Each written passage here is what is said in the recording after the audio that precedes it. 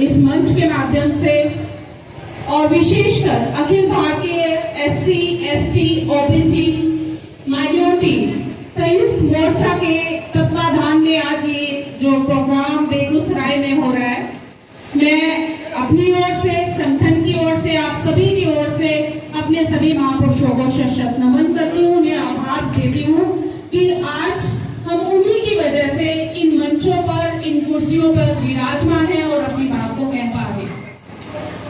फिर मैं यहाँ के जो अध्यक्ष हैं, यहाँ के जो आयोजक हैं, आप सभी का जो मेरे समक्ष बैठे इस बातचीत को सुन पा रहे हैं, समझ पा रहे हैं, मैं आप सभी का भी आभार प्रकट करूंगी और आपको ये कहना चाहूंगी कि आप अपने लिए भी तालियां बजा लीजिए, क्योंकि ये जो प्रोग्राम है, इस तरह के प्रोग्राम आने वाले 6 महीने में, साल में जिस हिसाब से लोकतंत्र खत्म हो रहा है, कहीं ऐसा ना हो ये प्रोग्राम भी इतिहास बन जाए कि हम कभी माइकों पे खुल के बात करते थे, एक साथ बैठकर बात करते थे, अपने दिल की बात करते थे।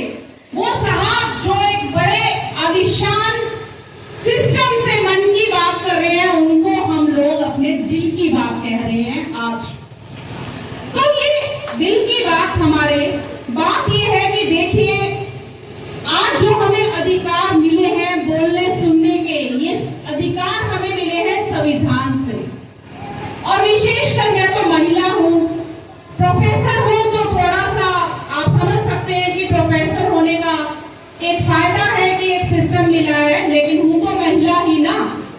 तो ये महिला का जो अधिकार विशेषकर इस बात को कहने का या अपनी बात को रखने का है, वो तो हमें केवल और केवल डॉक्टर भीमराव अंबेडकर की वजह से मिला। ना भूले कि महिलाओं की स्थिति इस समाज में क्या रही है। कहने को तो विश्व गुरु बन चुके, लेकिन विश्व गुरु किस चीज में रहे हैं? विश्व गुरु रहे हैं हम ऐसे समाज बनाने में जहां पर कुछ वर्गों के लोग जो कि शीर्ष पर अपने आप को बताते हैं कि हम शीर्ष जातियों वाले लोग हैं, वो अपने ही जैसे खून वालों को, जिनका लाल भी खून है, जिनकी 2 ही आंखें हैं, जिनके 2 ही पांव हैं, वो अपने से नीची जाति का बताते हैं।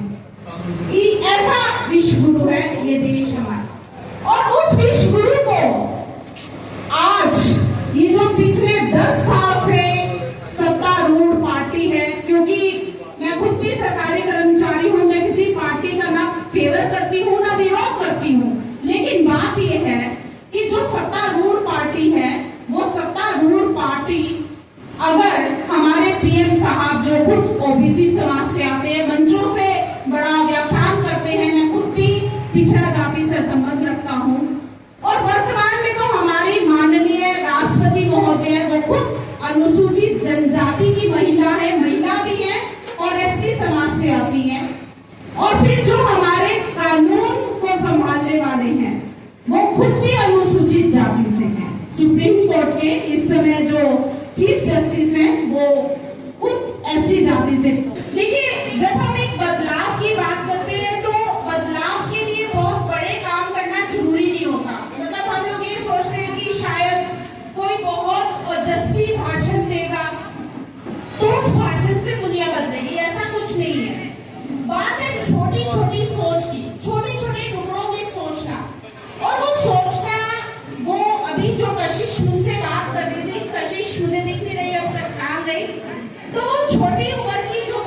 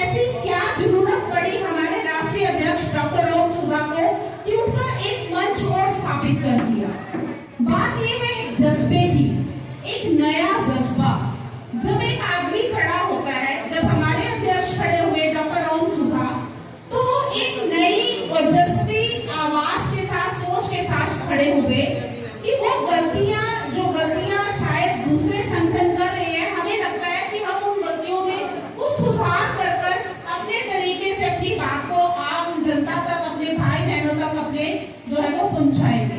और वो बातें क्या है? वो बातें ये है कि समाज की मौजूदा हालात में एक जरूरत बन चुका है कि हम एक परिवर्तन लेकर आए अपनी सोच में। कैसे?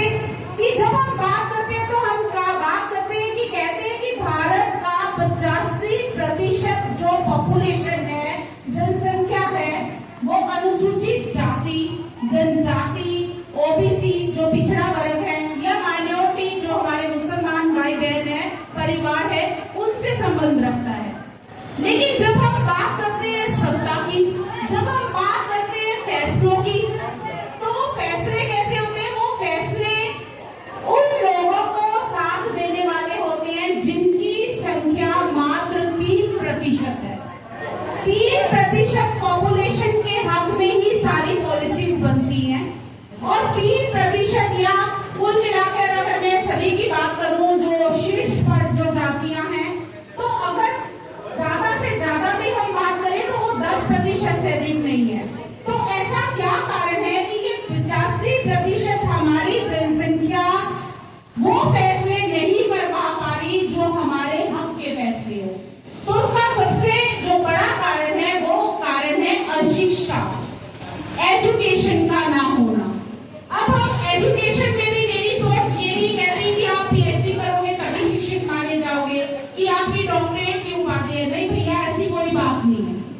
बात है ज्ञान होने की, बात है यहाँ से ये जो पेज है ना दिमाग के, ये खुले होने की, कि आपको अपने आसपास जो घटित हो रहा है, जो लोग आपको संबोधित कर जा रहे हैं, जो नेता आपको कुछ भी बता रहे हैं, जो समाज से भी आपके बीच आकर खड़े हो रहे हैं, वो एक्चुअल में चाहते क्या है, वास्तविकता में वो कैसा बदलाव लेकर आ रहे हैं,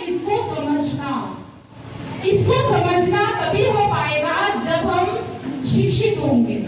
अब वो शिक्षा, उसके लिए ऐसा नहीं है कि बिल्कुल ही स्कूल ना जाए, स्कूल भी जाना पड़ेगा, कॉलेज भी जाना पड़ेगा थोड़ा।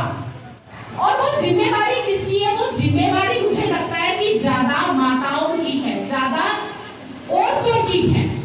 क्योंकि अगर औरतें अपने घर में, मेरी दादी, नानी, मेरी माँ जैसी जो बहनें हैं, मेरी जो बहनें ही हैं, वो अगर ये सोच कर आज यहाँ से जाएं कि मुझे अपने घर में एक बदलाव लेकर आना है, तो समाज बदलेगा।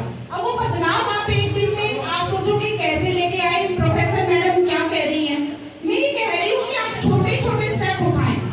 जैसे पहले तो आप जो अंधविश्वास है ना, उस पर ना कीजिए। अभी जो भिक्षु जी, धंधे जी हमारे बीच थे, उन्होंने मुझे अपना कार्ड दिया और उसके नीचे लिखा हुआ था कि जादू टोना वगैरह को वो जो है वो खत्म कर दिया, मतलब उसको समाज की इन कुरीतियों को दूर करने का काम कर रहे हैं। तो यही बात, जैसे मैं आपके एरिया में आई तो मुझे यहाँ पर भी जल को कमर पर एक जगह से दूसरी जगह पर ले जाने वाले लोग दिखे, कांवड़िए दिखे। अब बात यह है, आप तो खुद गंगा मैया के पास रह रहे हैं। इतनी चौड़ी गंगा का विस्तार मैंने अपने जीवन में नहीं देखा था। मैं तो गंगा का नाम ये सोचती थी हरिद्वार, क्योंकि जिस एरिया से मैं संबंध रखती हूँ हरियाणा से, तो हमें जब कोई ऐसी बात आती है तो हम कहाँ जाते हैं? हमारे पास में लगता है हरिद्वार। तो हरिद्वार में भी गंगा का उतना विस्तार नहीं है जो गंगा का विस्तार मैंने आपके एरिया में देखा। इतनी चौड़ी, कई किलोमीटर, कई 100 किलोमीटर तक गंगा फैली हुई है। अब बात यह है, गंगा का जो जल है, पानी, और हम ऐसी कहावतें करते हैं कि पानी ही जीवन है, जल ही जीवन है। और हमारा जो शरीर का, आप ये लगाइए कि 80% हम भी पानी ही के बने हुए हैं। ये सारी दुनिया जो है, ये दुनिया में भी सबसे ज्यादा जल ही है, पानी ही है। अब पानी क्योंकि जीने के लिए जरूरी है, पानी को बचाने को, पानी की जो पवित्रता है उसको समझाने के लिए उसको धर्म के साथ कभी पुराने समय में जोड़ दिया गया था कि जब हम किसी चीज को धर्म के साथ जोड़ देते हैं तो हम उसको सहेजना, संभालना शुरू कर देते हैं। लेकिन इसका मतलब ये नहीं कि आप उसके नाम पर अंधविश्वास फैलाएं, ये भी नहीं होना चाहिए। तो माताएं कम से कम सजग हो जाएं कि अगर आपको कोई ऐसे वाले टोटके देकर जाता है ना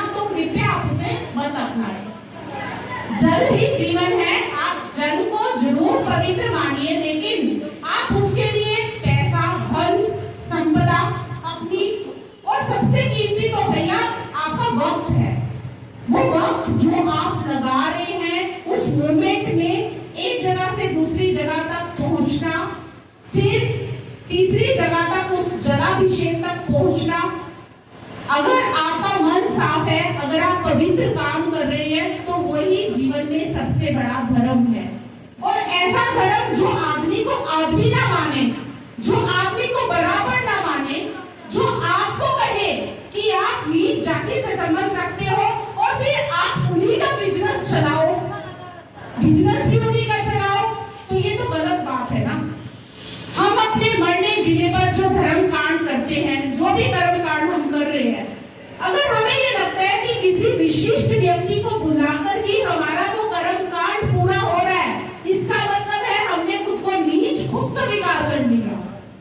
इसका यही मतलब हुआ ना कि हमने खुद को निचली जाति या निचले पायदान पर खुद ही स्वीकार कर लिया कि कोई ऊपर का व्यक्ति आएगा, शीर्ष का व्यक्ति आएगा तो मेरे मरने जीवन पर स्टैंप लगाकर, अंगूठा लगाकर अप्रूव कर जाएगा, चलो जन्म लेना सफल हुआ, ये नामकरण हुआ, चलो मरना सफल हुआ, आपकी अस्थियां यहाँ विसर्जित करें। कृपया सचेत हो जाए। पॉलिसी बनती है, मान लो शिक्षा की कोई पॉलिसी बनी, अब कौन बनाएगा? सरकार ही बनाएगी ना। अब मान लो कोई कानून बना, मान लो एट्रोसिटी एक्ट, अभी सर बात कर रहे थे एट्रोसिटी एक्ट की, तो एट्रोसिटी एक्ट बना, कौन बनाएगा? सरकार बनाएगी, थाने चलाएंगे, संस्थाएं चलाएंगी।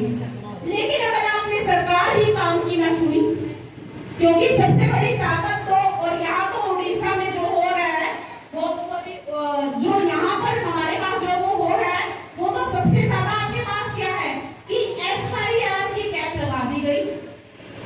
SIR जो है वो एप्लीकेबल कर दिया गया।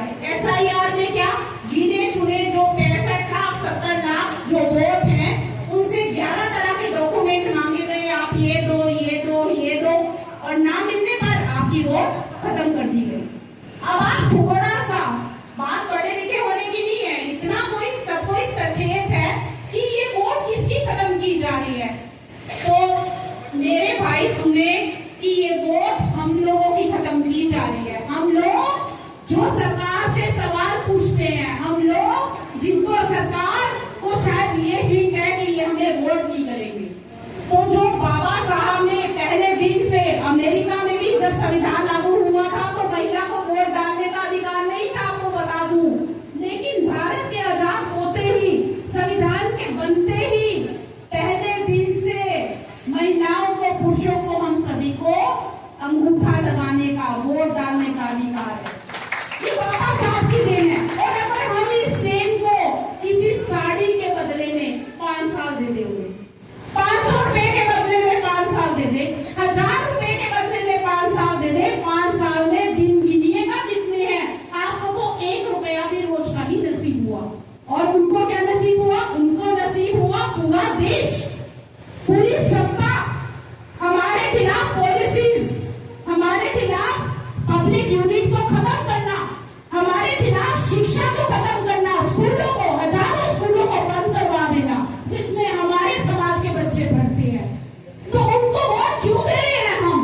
इसका मतलब क्या मैं ये सोचूं कि हम बिकाऊ हैं? क्या हम बिकाऊ हैं? नहीं, हमें बिकाऊ नहीं होना है। दूसरी बात, हमें सोचना समझना पड़ेगा कि कौन सी सरकार बनाए जो हमारे भले का काम करे। इस अंगूठे की ताकत को जो आपको मिली है, आज जो आप ईवीएम पे अपना बटन दबाए हैं, आप इसको जाया मत होने दें। कृपया पहचाने, पुरुष अपने घर की महिलाओं को बताएं, पुरुष अपने समाज के साथ बैठे, समाज के साथ बैठकर देश हित में, समाज हित में फैसला लें कि किसको बनाना है। आप उसी को बनाइए। मैं किसी पार्टी का फेवर नहीं करूंगी, किसी का विरोध नहीं करूंगी, सब एक जैसे हैं। लेकिन अगर डॉक्टर अम्बेडकर ने भी कहा अगर बार्गेन करना हो तो किसी ऐसी पार्टी के साथ बार्गेन करिएगा, ऐसा ना हो आपको तो कह दे कि संविधान बचा रहे हैं, आपको तो कहे कि हम संविधान वाली रैलियां कर रहे हैं, और दूसरी तरफ अंदर ही अंदर संविधान की शपथ खाकर संविधान को खत्म कर दे। ऐसी पार्टी को मत लाइएगा। ये है संयुक्त मोर्चा, जो आपको आगाह करने आया है कि आप कृपया इन सभी मसलों पर सचेत हो जाएं। नई शिक्षा नीति आ चुकी है समाज में। आज हम ये जो महाविद्यालय के प्रांगण में हम यहाँ पे बैठे हैं, नई शिक्षा नीति आज नहीं तो कल लागू हो जाएगी, और उसमें हमारा कोई भला नहीं हो रहा है। हमें कहा जा रहा है कि आपके लिए काम धंधे लेकर आएंगे,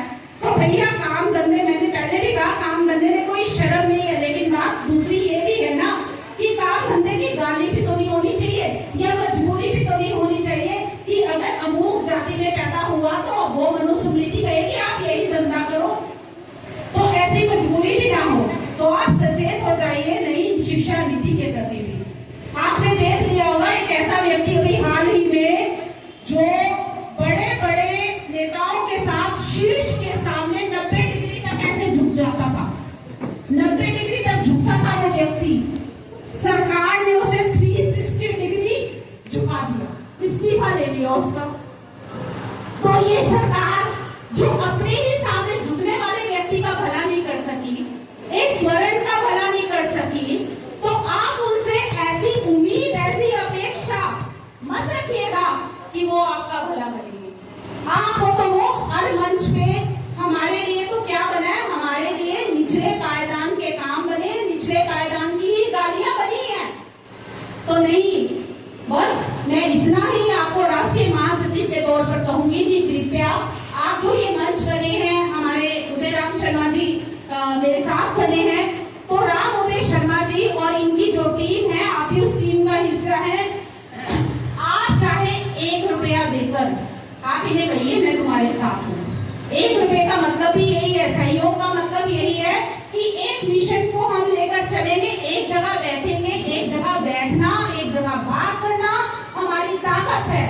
इस ताकत को आप मजबूत करिए और हमें ना केवल 85% हमें सिर्फ अपने वक्ताओं में बोलना है, अपने वक्तव्य में बोलना है, बल्कि हमें 85% को लामबंद होना पड़ेगा, एक जगह आना पड़ेगा, एक साथ अपने मुद्दों को उठाना पड़ेगा देश भर में, और तभी हमारी बात बन सकती है। अपनी तरह से हम संयुक्त मोर्चा कोशिश कर रहा है कि वो हर स्टेट में इस तरह के कन्वेंशन करे, लोगों को इकट्ठा करे, बात करे, प्रेस कॉन्फ्रेंस करे और उसके माध्यम से हम लोगों तक इन सभी बातों को पहुंचाए, प्राइवेटाइजेशन की बातों पर पहुंचाए, प्रमोशन की रिजर्वेशन को पहुंचाए। तो ये सारी जो चीजें हैं, बड़े बड़े जो मसले हैं, ये संयुक्त मोर्चा हमारे जो हमारे राष्ट्रीय अध्यक्ष डॉक्टर ओम सुधा इन पर रेगुलर तौर पर प्रेस कॉन्फ्रेंस में अपनी बात को पहुंचाते रहते हैं। आपसे भी मेरी यही विनती रहेगी, विशेषकर महिलाओं से, ये पुरुष तो अग्रणी है। मैं ये बोलती हूँ कि हम बोलते हैं ना पुरुष रोकता है, नहीं, पुरुष रोकता नहीं है। जो पुरुष रोकता है मुझे नहीं मालूम, मैं उसकी बात नहीं करूंगी, लेकिन मैं तो आपको ये बता देती हूँ, मैं यहाँ खड़ी हूँ मेरे पति की वजह से। साथ आते हैं, साथ हर तरह का सहयोग करते हैं, सुबह उठते ही चाय मिलती है। तो अगर ये सहयोग हमें घरों पे ना मिले तो शायद हम बाहर की लड़ाइयाँ नहीं महिलाएं लड़ पाती।